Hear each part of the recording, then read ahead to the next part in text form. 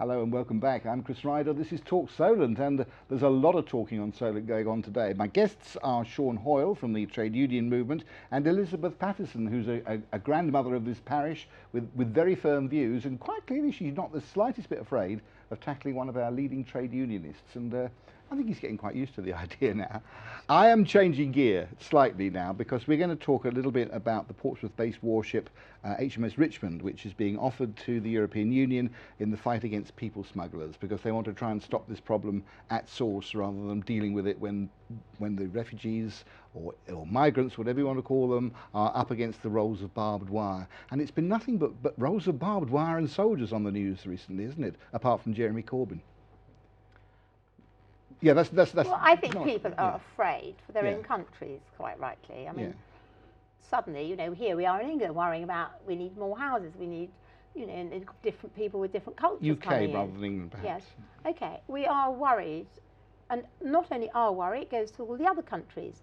Now, Germany is very kindly having loads of them in. I have my own views on why they're asking them in. Well, it isn't now, is it? No, but I think they're panicking. Not. You see, if you've got more than you can actually deal with, it's like my apples falling off my trees. I've got more than I can deal with, so I'm letting them rot.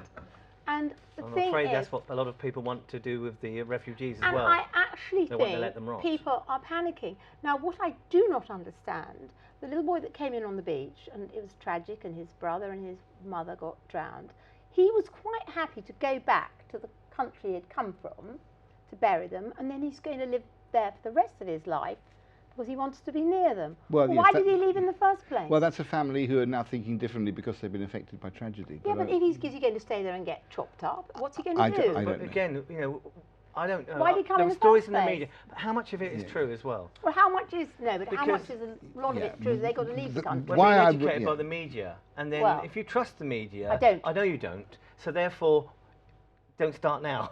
Okay, I'm not You know, gonna It's trust them. difficult to quote the media if you don't really trust what you're reading. But I think the general impression that we're getting from all the TV news reports and the newspapers is that there is this huge crisis on the borders, that countries are digging in, and Schengen is almost the question's got non-existent to be now. why are they doing it? Yes, and you look at the exactly. Syrian refugees, you know, we've got to take responsibility. The West, and I know Russia was their main country that armed them, we've all had experts out there, we've all propped up Assad over the years on the West.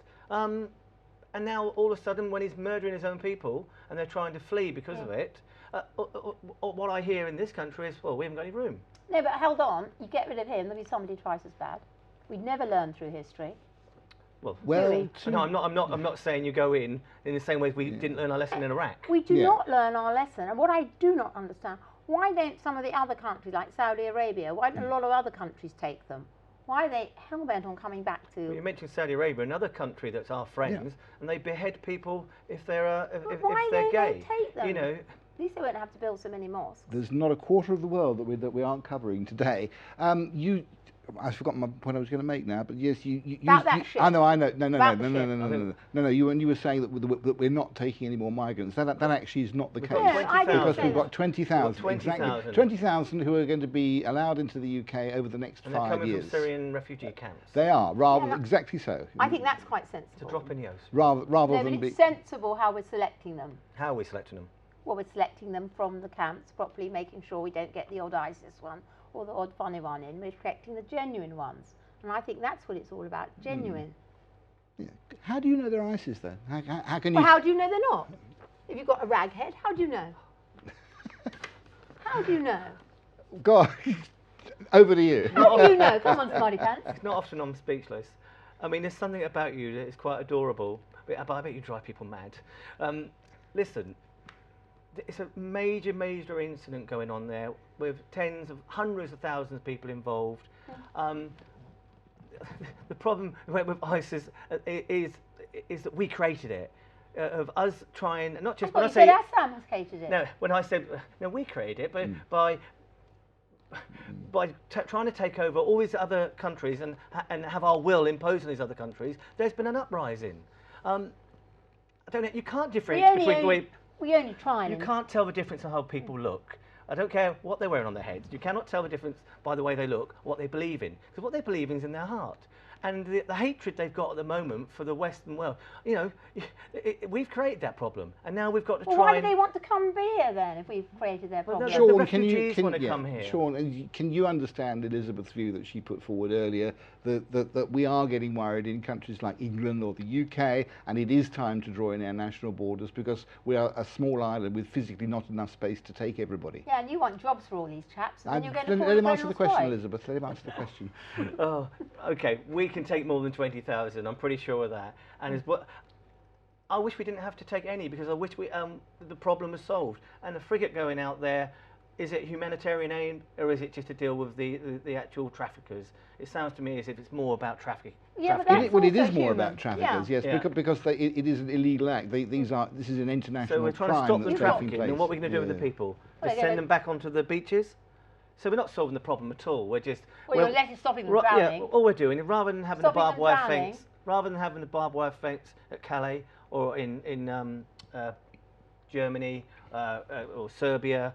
We're it's on the Hungarian-Serbian border. Yeah, we're trying now really to put an artificial fence right on the beach, and we'll do it by patrolling the waters. But Hungary has such a point, doesn't it? Because on Monday alone it received almost 10,000 refugees in one day. I mean, no country can absorb that amount. But if a refugee has a right, the word refugee means something. You do have a right, once you reach another country, to claim asylum in that country. Perhaps I should have said people coming across the border. We hope they're all refugees. Yeah, but But we don't know, do we? There's a variety of answers surely needed to this.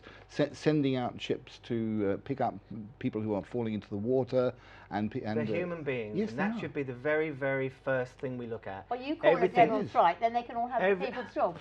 Listen, if there's going to be a general strike, it's because of the attack of the trade union movement by this Tory government. All these refugees can come and do the jobs then.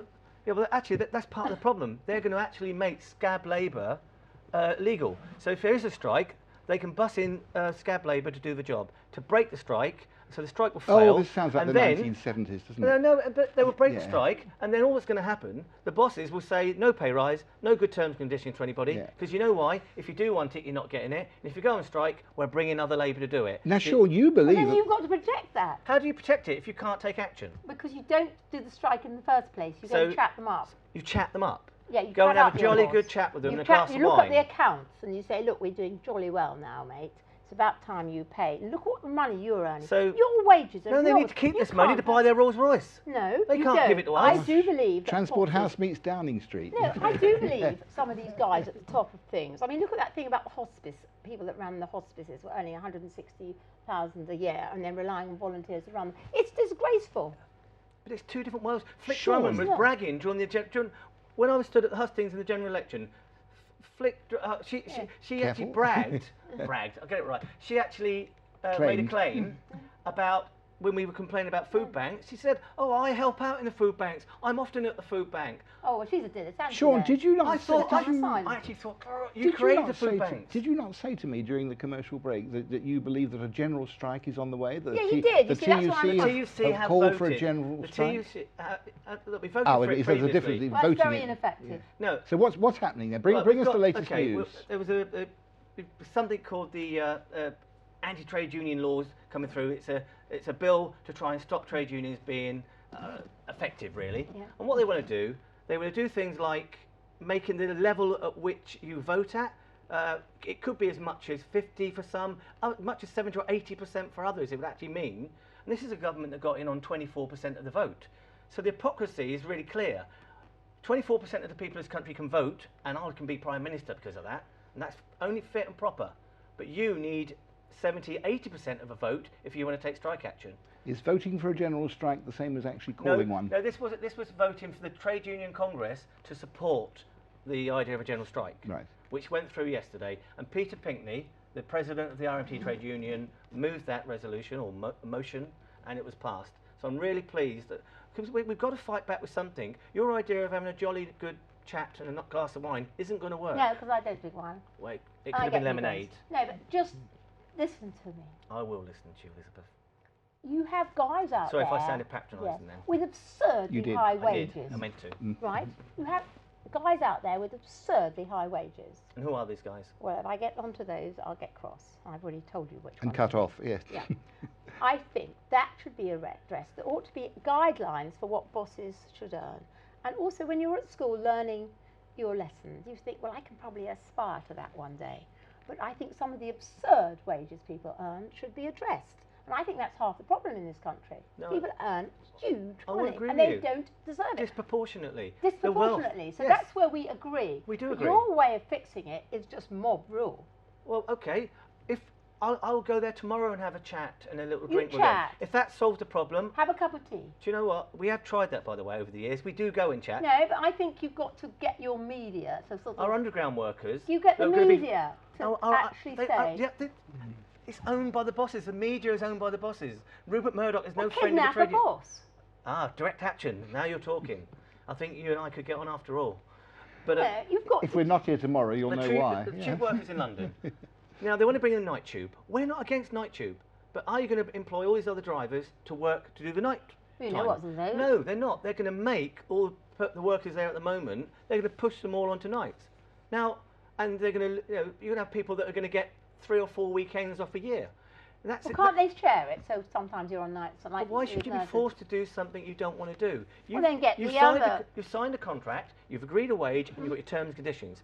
You're doing your part of that deal, they're ripping up their end of it. And because our tube drivers in London have said, not just tube driver, by the way, it's the whole network, because they've said no to this, without proper negotiation and agreement, all of a sudden, it's it's mob rule, as you called it. It's not mob rule. It is it's mob workers rule. standing up for their rights. And this is where the umpire raises his hand, Yeah. raises his arm, and sends both of you two back to the pavilion to continue it there, because we are almost out of time. I'd like to say thank you very much to my two guests today, Sean Hoyle from the Trade Union Movement and Elizabeth Patterson, social commentator and beloved grandmother. We shall be inviting the two of them back again to slug it out on another edition of this programme. We shall see you at the same time tomorrow, so from all of us here, goodbye.